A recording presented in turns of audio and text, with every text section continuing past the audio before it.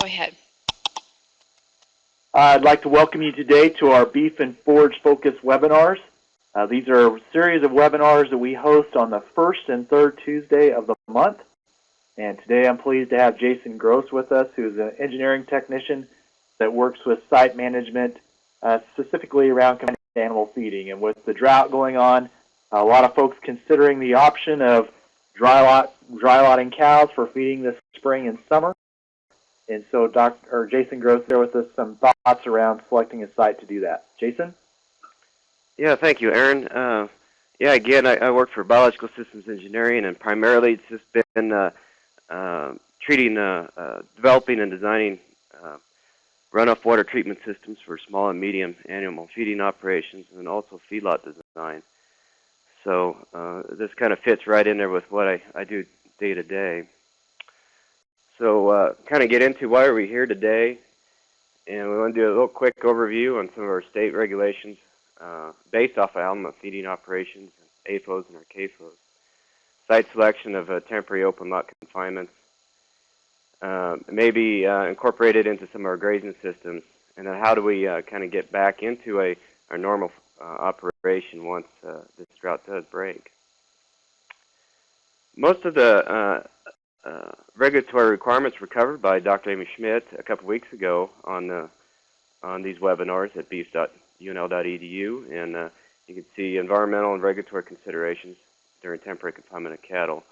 And Dr. Schmidt did a great job explaining all of that. So we can go back and review that if you need to. But if you are feeding in an area that's already been inspected and exempted from DEQ, then you can go ahead and continue as you are. But if you have a permit and you're going to exceed the numbers that you are either exempted or permitted to, then you're going to have to probably contact NDEQ and then go through another inspection or reissue a new permit. So you want to pay attention to what are you exempted to or what are you permitted for as far as numbers, and make sure that adding cow-calf pairs do not throw you out of your compliance with your permit. But if you are going to develop a new feeding area, even though it's going to be a temporary feeding area, we want to make sure that we stay within our compliance issues with state law and also local law. And we want to check with our local zoning too. But if we're going to be there for more than 45 days, once the vegetation is grazed out and the cattle are pretty much being fed full time, if you are in the medium category of the 300 head to 999 head, then you must request an inspection from DEQ. Some of our objectives we want to cover, and if we do some confining, whether it's in an existing feedlot or into a new temporary feeding area, is we want to make sure that we do not have those connection points to our surface or groundwater. We don't want to have the man-made conduits or even a natural gully or an ephemeral gully that leads to our surface water and our waters of the state.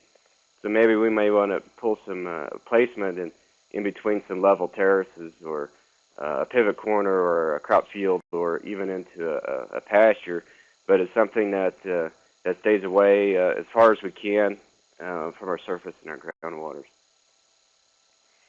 Feedlot or feeding area slopes, we generally want to stay 0.5 to 3%. We are going to have at some point hopefully some rainfall, and so we do have to plan for some water and water erosion. If it's a new feeding area, then we don't have a nice compacted surface, a manure compaction. So if you have a good no-till system for many years, then you could have that ground kind of fall away from us, and we can have a lot of erosion or muddy issues too. So we want to be mindful of that. For our convenience, we want to make sure that we have good roads and access to it, and time spent feeding. So should we use maybe some fence line bunks or develop or build our own temporary bunks so we can minimize opening and closing gates and shooing the cows and calves away from the feed truck or the tractor as we go along. We are going to provide a home for these cows. We want them to breed back and be productive and feed their calves, so we want to make sure we have the appropriate densities and quality fence, more than adequate in water and bunk space. But also, they're going to make a mess wherever they're at and where they're being fed, so we'll make sure we have a good access to get in there and clean the manure and the feed litter, because the management for dust and mud are going to come up, and as it stays drier, dust will be more of an issue, and then as we do get a rain or two, then we could have a muddy issue. But we can also situate and site these areas so that maybe it's a central hub point where we can have access to our ranges, or maybe some crop forages or crop residues, so we can spur them out to go one direction to graze a little bit, bring them back, and then maybe take them to another place. So maybe looking for a central place will help out. As far as surface water connection, and not all of our site placements are going to be as easy as this one in this picture. We could see the perennial stream flowing right through the feeding area and a lack of vegetation with these cows. So it may not be as obvious as this. It may just be a county road ditch or another natural formation that kind of has concentrated flow that leads to our surface water. And that's kind of where we want to stay away from. Pen space is going to be very important, especially when it comes to controlling dust. 400 to 800 square feet per pair is kind of an average, what could be used. If dust issues or blowing sand, it can be a problem that we may want to pack them up a little tighter and have some of that wet manure and urine to help control some of the dust issues. And it sounds a little backwards, but that's kind of what we may have to do just to help control some of those things. But I also have the ability to be able to clean and scrape the pens regularly. Will also help control the dust and the mud when it does rain. We can use bedding, although bedding is going to be expensive this year, but it can help curb some of that dust issues. Shade, natural shade with trees, or maybe even some constructed shade, is going to be also important. Heat and humidity on summer feeding, especially on cows that we do want to breed back, maybe here in June, July, and August. So we want to be very cautious and have spend a lot of time monitoring the cows as far as extreme heat and humidity. Fence line bunks is basically suggests that we want every cow and calf to be able to have access to the bunks at one time, whether those are fence line bunks, temporaries, or center line bunks. And a calf will come up to graze and forage into the bunks too, so we want to make sure we have access to them. If we have younger cows or heifers with our older cows, we want to make sure we got plenty of room for them in those feed lines, or or tires or whatever we're using. Make sure we've got adequate space. Water is going to be a critical component. Whether we have to bring in new water supply or increase our storage component, we want at least 20 gallon, if not more, per head per day. I would suggest multiple days of storage of water in case we do have power go out, or in windmill conditions, no wind at all. Have the secondary ability to be able to haul water if we need a way to be able to go out there and access and inspect our water systems is going to be critical. According to North Dakota State, their dry lot beef cow-calf production publication, they suggest that bull service can increase 10 to 25% more cows while they're in confinement. You can include more AI if you don't already, to help reduce the number of the bulls. Bulls bring their own issues and problems, so reducing them can also be very helpful to us. But also we want to make sure and spend time watching those cows that are bulling and make sure that they're being bred back so our conception rates do stay as high as we need it. Fencing can be a critical component too, because wildlife can be a major issue. And in some cases, we're just going ahead and doing what we call a semi-permanent fence, is just using 48-inch fiberglass posts with a 2-wire, 1 ground, and then with the 2-wire, with one of them being ground, we can do multiple grounds very easily. In our dry soils, we're going to have to do that on our electric fences without much more expense. Here's that publication from North Dakota State, and that can be accessed on their NDSU extension publications on their website. And they go over much of what we're discussing today. Here's just an example of a fence line feeding bunk in a permanent calving pasture that has multiple paddocks in it. And this is an example of where the feeding area is the central portion of it, and the cow and the calf can go out to graze or to go loaf in the forages, but they have one central feeding area, and it happens to be concrete bunks. Here's what we use kind of back home in southwest Nebraska on some temporary feed bunks and old gated pipe or pivot pipe and electric hot wire, and we feed under it, and it works pretty good. It's nice and portable, and it can pack it up and move it with the cows or the calves as they're being supplemented on some feeding. Here's another example of one. Here, this one was, I think, cane being fed through a bell processor. So the calves like to come out and pick through it too. Maintaining our feeding areas and keeping them clean to help reduce the dust and mud issues is just going to be a factor we're going to have to deal with all throughout the summer as we feed.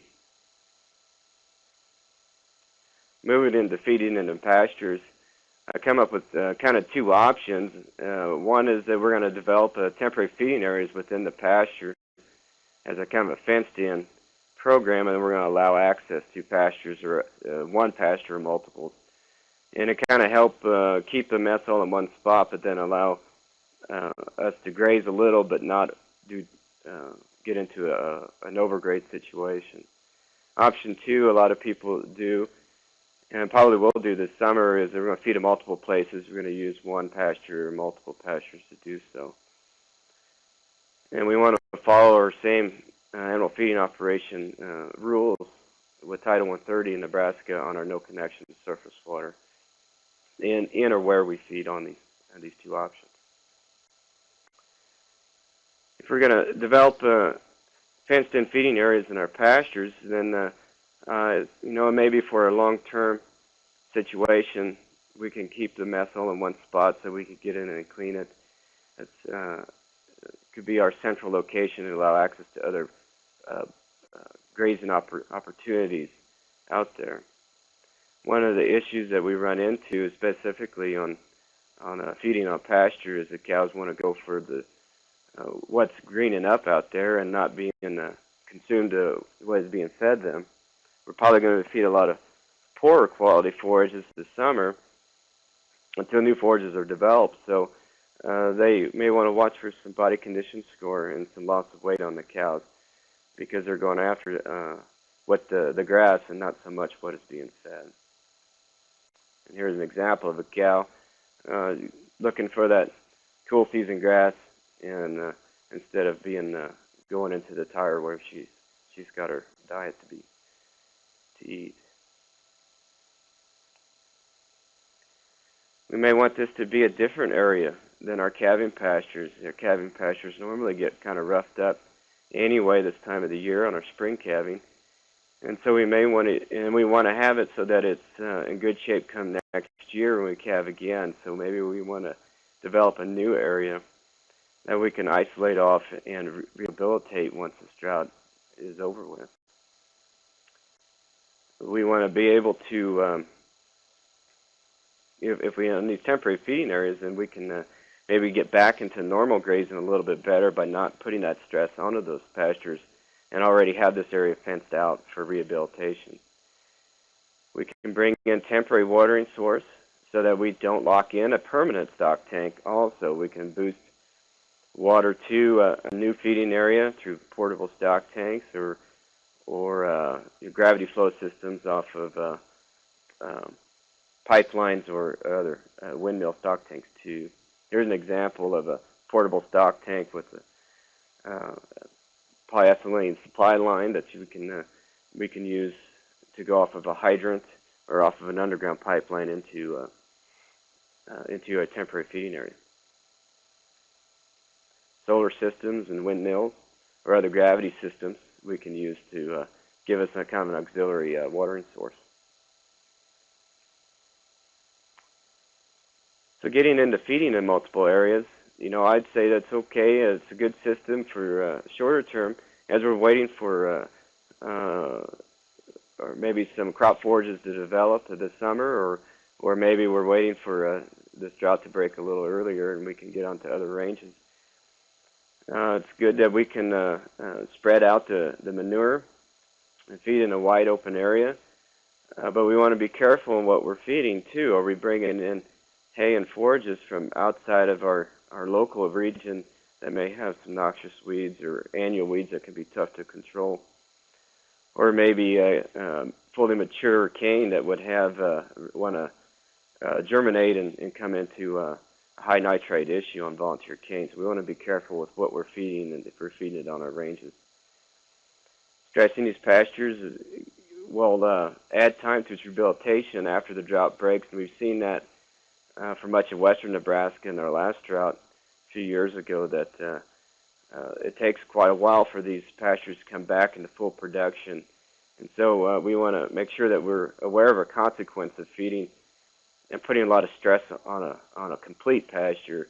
Is it something that we can let sit idle for a while down the road as it rehabilitates? There's the example here of feeding in a spot on a pasture, and we can just see it starts where the feeding area is, and it gets lighter as it comes out as the manure and the hoof action that happens. If we do this over a longer period of time, we know that the impact to the perennial grasses is going to become bigger and bigger, and take just a bigger area, that much more that we need to repair and rehabilitate after the drought has happened. We like the trees for the shade and the comfort, but also it can give us some challenges and be able to go back in there to clean up the manure or repair some erosion or clean up some of the feed material that's left over. So to get back into a normal condition, we want to make sure we can be able to get in there and clean what manure and feed litter that is there, repair that erosion. We may have some compaction issues, or we may not, and we can use a deep tillage to repair that. Reseed the areas with grass, and then using a cover crop, most definitely. But if we have fenced out feeding areas, then we can just keep that fence there, and then just idle that property out until that grass comes into full maturity. We can, in the future, we can lightly graze or completely idle distressed pastures. We may have to reduce our stocking rates, or we can incorporate some other forage-based grazing or crop residue grazing throughout the summer. Change our crop rotations, or change a little bit how we do, maybe even on irrigated, to incorporate some more forages for the cows. We always want to make sure that we follow our local and state laws as far as development of new animal feeding operations, and protect our resources for grass production and soil resources. It's something that's going to be very critical down the road as hopefully we're getting out of this drought here pretty soon.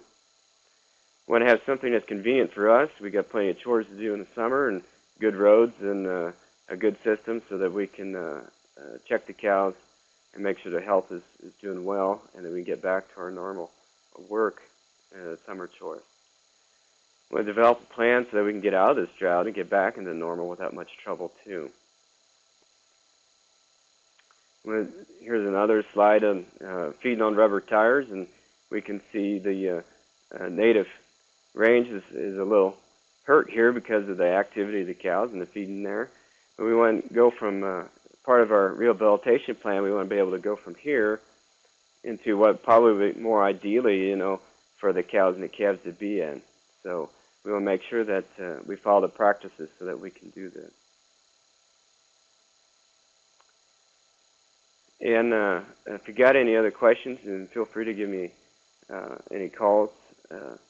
Here in Kearney is where I'm located, or send an email. We have a small animal feeding operation website with the water.unl.edu.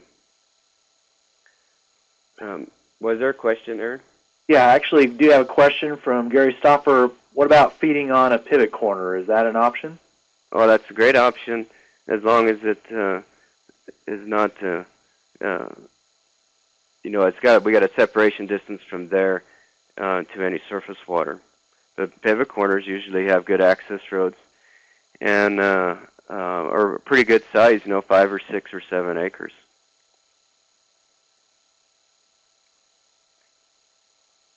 Other questions for Jason this afternoon?